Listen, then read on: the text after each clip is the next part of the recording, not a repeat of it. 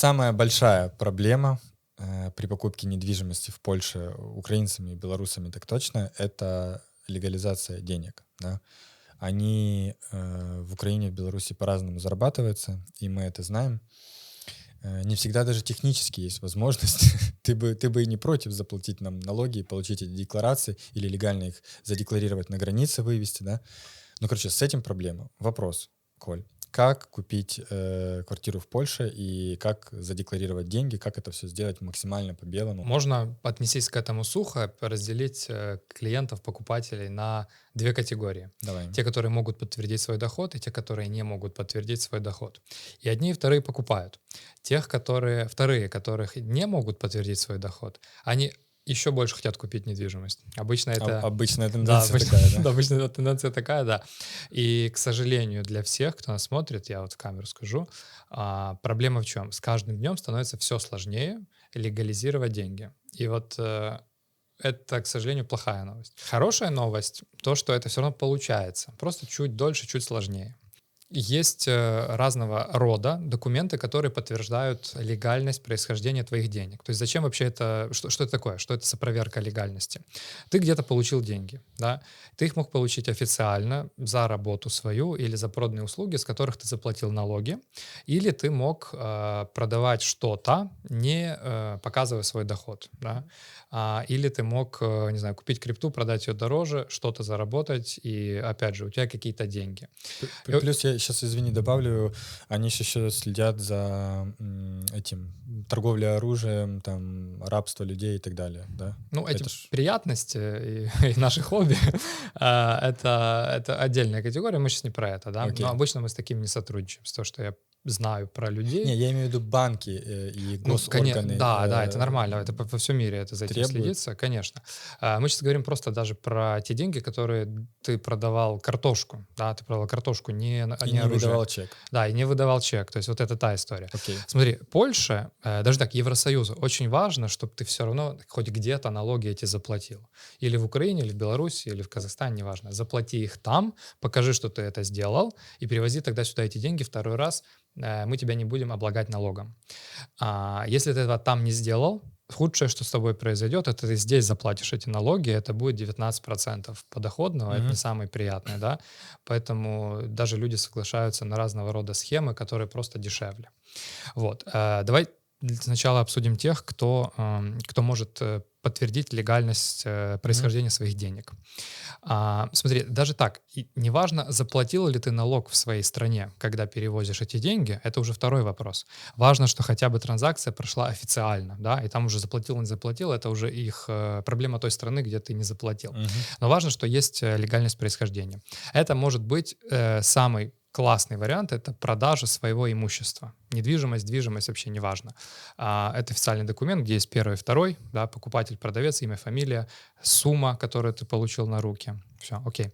Второе — это дарственное. Тебе эти деньги могли подарить. И это максимально классный, легальный способ верификации своих денег. Также эти деньги можно было заработать, работая на высокооплачиваемой работе, и просто отложив их, и ты тогда показываешь свою налоговую декларацию. Или ты Мгм. вел бизнес, и ты эти деньги заработал с Как помощью какой-то дивиденды, да? бизнес-деятельности, или в том числе как дивиденды, да. И точно так же ты это показываешь выпиской из налоговой декларации. Мгм. Можно продавать ценные бумаги. На этом можно спекулировать и на этом зарабатывать. Можно спекулировать на, не знаю, драгметаллах и так дальше. Это те как раз способы подтверждения легальности происхождения своих денег. Окей. И если они у тебя есть, тебе их всего лишь нужно перевести на польский язык. Ты это можешь сделать в своей стране и заверить апостилем, даже если это официальные налоговые документы, типа декларация налоговая, да, то ее даже не нужно апостилем заверять, потому что она уже это выписка из госреестра. То есть ты ее просто переводишь самым дешевым, простым переводчиком, ну, В каким-то мире. переводчиком, да, в мире, в твоей стране. По поводу одолжили, да, еще нужно добавить. Одолжили в последнее время вот не нравится банкам, и вплоть до того, что еще несколько месяцев назад, если ты мне одолжил деньги, и у нас есть расписка. Я прихожу с этими деньгами, говорю, мне одолжил мой друг Стас $200 000. Я Мгм. хочу за них купить квартиру. И банк говорит, окей, сейчас. Банк говорит, пошел нахер отсюда. Говорит, это липа, мы не дебилы. Вот так банк говорит. Мгм. Если, наоборот, ты мне вернул долг, который я тебе 5 лет назад одолжил. Да, И вот у меня есть расписка, вот мне мой друг Стас вернул. 200 000. Да, они говорят, покажи, откуда у тебя 5 лет назад было. Если у тебя этого нету, пошел нахер. Точно так же. Точно так же. Да, Мгм. и в начале этого года это была очень даже рабочая схема. Мгм. А сейчас... А в конце года уже не Да, рабочий. да. Окей. Отлично. Вы досмотрели до этого момента, значит, вам действительно интересен бизнес в Польше. Поддержите нас, поставьте лайк этому видео, напишите комментарий и подпишитесь на наш канал. А если вы реально настроены делать бизнес в Польше, то мы можем вам в этом помочь. Во-первых, в формате обучения у нас есть классный обучающий продукт по старту и ведению бизнеса в Польше. Во-вторых, консультацией. И в-третьих, услугами. Регистрация компании, ИП и налаживание бизнес-процессов. Внизу под видео вы найдете все ссылки и продолжаем смотреть выпуск. Что же делать всем тем, кто не имеет такого происхождения денежных средств? Есть ли какой-то свет в конце туннеля? Есть. Есть разного рода помогаторы и легализаторы. Я бы не сказал, что это максимально, я бы сказал, что суперофициально, но даже есть на данный момент банки, платежные системы, которые условно гарантируют легальность и безопасность этих транзакций. То есть ситуация выглядит просто. Ты приносишь эти деньги представителю компании в форме наличных или безналичных, через Или день... в форме криптовалюты, криптовалют. да, в том числе. И через день, 2, иногда 3 дня ты видишь эти деньги у себя на банковском счету в Польском. польском. Мгм. Да. И у сотрудника банка нету вопросов, откуда у тебя эти деньги, потому что эти же представители компании, они все документы помогают тебе оформить, показать, что это белые деньги условно. Окей. Да, понятно, что это стоит какой-то процент. То есть, От транзакции. когда какой-то Да. процент от этой транзакции они берут, но это точно намного меньше, чем налоги, которые ты бы заплатил у себя или в Польше. Это правда, что есть такой риск, что вначале как бы банк может взять деньги эти, даже не особо заморачиваясь там над происхождением, впустить может, а выпустить Выпустить не не может. может, да? Это правда? Расскажи Так какие-то тоже было кейсы. раньше. Так тоже было раньше, на самом деле. А сейчас банк даже не берет деньги, обычно. Окей. Ну, в принципе, это хороший кейс, потому что раньше это же была такая ловушка. Ты дал 200 000, они такие, ну да, окей, можешь ложить, а потом ты хочешь оплатить, собственно, квартиру, а они такие, не-не-не, подожди. Покажи происхождение Покажи. А ты денег. такой, в смысле? А нету его. Они такие, ну, тогда блокируем, пока не разберешься. На самом деле, я лично не знаю ни одного человека, у которого такая история была. Я Мгм. про такое слышал всего лишь один раз. Я знаю, как решилась эта ситуация. Человек принес подтверждение происхождения этих денег. Я не знаю, где он его взял. Может, он реально что-то продал и нашел эту бумажку, а может, ему ее нарисовали. Ну да. Мы этого не знаем вообще. Неважно. Важно то, что деньги разморозили там через 2 дня условно. И человек этими деньгами дальше пользовался. Мгм. То есть это не так страшно. Ты должен понимать, что у тебя эти деньги никто не конфискует, у тебя эти деньги никто не заберет, они дальше твои. И они не банк, они не государство, они полностью твои, просто их на пару дней могут приморозить. Но опять же, таких ситуаций уже давным-давно не было. Обычно банк просто не принимает никаких платежей от тебя. Окей. И последнее, что по происхождению важно, это вот само государство, то есть ужон скарбове. Я слышал, что если ты покупаешь недвижимость, то в течение 5 лет могут там вернуться к этому вопросу и опять же спросить за происхождение денег. Но только уже не банк, которого все, допустим, устроило, да, а типа ужон скарбова. И если Мгм. что-то будет не так, то взять с тебя штраф 70%. Немножко не так. Расскажу, как это выглядит. Вообще, почему сотрудник банка проверяет происхождение средств? Банку вообще глубоко пофигу, откуда у тебя эти деньги. Ты их принес, спасибо большое. По факту, да. Ну, Да, как бы. просто налоговая обязала банки проверять. По факту сотрудник банка — это такой, знаешь, человечек на аутсорсе от налоговой, который одну вот вещь делает за налоговую. Это такая первая инстанция для проверки денег вместо Соприкосновение. налоговой. Мгм. Да. А если тебя налоговая проверяет, обычно ты про это даже не знаешь. Потому что все документы, которые ты показываешь при пополнении счета, сотрудник банка их сканирует и сохраняет у себя. То есть Мгм. налоговая, может быть, нас всех уже 10 раз проверила, посмотрела эти документы, их все устроило, и они себе пошли дальше. Мгм. На протяжении 5 лет с дня транзакции налоговая проверяет, может проверить любую транзакцию. Мгм. И, М. как это выглядит, и какие есть риски? 70% могут забрать у тебя на границе, если ты деньги, наличку в трусах провозишь. Ага, До окей. 75% на всю сумму тебя могут оштрафовать. Вот везешь ты 100 тысяч долларов в трусах, ну, в трусах, условно, да, тебя спрашивают, есть что-то везешь, что-то хочешь задекларировать? Ты говоришь, нет. Но у тебя их нашли. И тогда, да, могут до 75% забрать, тебя ни один адвокат не оправдает на самом деле. То есть потому что ты просто нарушил закон.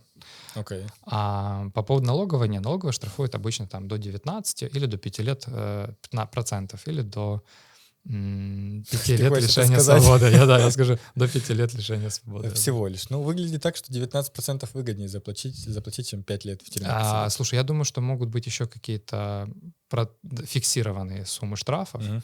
Ну, аж так хорошо я в этом не Да, разбираюсь. и Потому что штрафуют я они... в чем разбираюсь хорошо, это в том, что не надо так делать. Вот. Ну, это понятно, Да. да. Штрафуют они в случае, если твои деньги все-таки были нелегальными, либо что? Либо за что? Либо Да. за то, что транзакция какая-то плохая. Транзакцию же проводит нотариус. Нотариус же не проверяет рыночную стоимость и происхождение твоих Не денег. проверяет. Мгм. Поэтому налоговая может тебя штрафовать в течение 5 лет от даты транзакции, если они обнаружат, что деньги там условно были завезены нелегально, либо у них нету происхождения денежных Именно средств. так, да, именно так. То есть если сотрудник банка условно забыл или не Да, хотел, или твой хороший друг, и да, просто не запросил у тебя происхождение да. денег. Соответственно, у нас есть две важных точки. Это банк. И, в принципе, если банк деньги взял и их устроили твои документы, то все в порядке. Я думаю, в Да. 95% случаев. Но бывает так, что налоговая может откатить транзакцию в течение 5 лет и тоже поинтересоваться. Чаще налоговая интересуется, если ты покупаешь не по рыночной стоимости. Если ты Ага, покупаешь по заниженной. намного дороже рыночной или намного дешевле рыночной. Понял. Тогда налоговая может проверять эту транзакцию, потому что это не рыночная транзакция, она преследовала какие-то другие личные цели. Окей. Вот.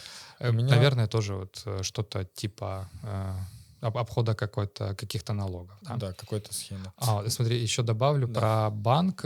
Есть много кейсов, и это прям вот кейсы ежедневные, да, где ты просто не попадаешь на настроение сотрудника банка. Мгм. Есть сотрудники банка, которые пропускают до 20 тысяч долларов вообще без вопросов, даже не хотят документы сканировать. Есть сотрудники банков, которые даже при 9 тысячах долларах уже начинают кривиться. Мгм. Есть такие, которым нравятся твои документы, и ты уверен, что они полностью легальны, твои документы, с ними все окей. И по-хорошему любой банк должен их принять. И мы тогда уже ругаемся с ними, мы тогда уже их там давайте старшего сюда и так дальше. И они принимают. То есть я к тому, что один и тот же человек в разные дни может принять твои деньги, а может не принять. Один и тот же банк в разных отделах, у них могут быть разные люди. И обычно чем старше, если это так, Чем старше пани, мужик, если 40 плюс мужчина, все, это жопа, текай. да. Да, женщины прекрасно вообще принимают любые суммы. Вот оно, да, как Да-да-да, звучит. что-то инстинктивное. И я правильно понимаю, что такой, кейс, да, для людей, если они будут это сами Мы делать, ходили недавно. можно Еще паломничество помню, устраивать? погода такая паршивая была. Это один из худших дней просто было недели 3 назад. Просто слякоть, дождь ужасно, почти 0 градусов. И мы ходили с человеком там просто по улице, в каждое отделение заходили, там в 3-м или 4-м мне приняли деньги. Просто Так. вот потому что вот так. И самое главное, знаешь, что ты вроде бы уже ходишь в один и тот же банк, знаешь людей, они тебя знают, они знают, что ты приходишь, Ну они да. знают, кто твои клиенты, но у них просто вот нету, вот нереально, знаешь, договориться, нереально дать взятку, нереально вот как-то подкупить Да. кого-то, мол, вот у них всегда... Ну, ты имеешь в виду даже подкупить своей харизмой. Именно это. Социальная, только социальная коррупция. Да. Только на это мы и рассчитываем по жизни. Окей, ну это хороший инсайт, да, то, что можно там попробовать 3, 4, 5 банков, и если у тебя все в порядке с документами, то их могут принять. И даже, я так думаю, что если не до конца все в порядке, то есть в одном не приняли, а в третьем приняли. Да, Ты да, просто да. на свою ответственность Или это если вы делаешь. вы просто плохо говорите по-польски, возьмите кого-то, кто за вас поругается. Этого Хорошо. достаточно. Спасибо за просмотр этого видео. Верю, что это было для вас полезным, и если так, поддержите нас, поставьте лайк этому видео, подпишитесь на наш канал, и внизу под видео есть форма комментариев. Задавайте ваши вопросы, обсуждайте выпуск, и мы с удовольствием ответим на ваши вопросы.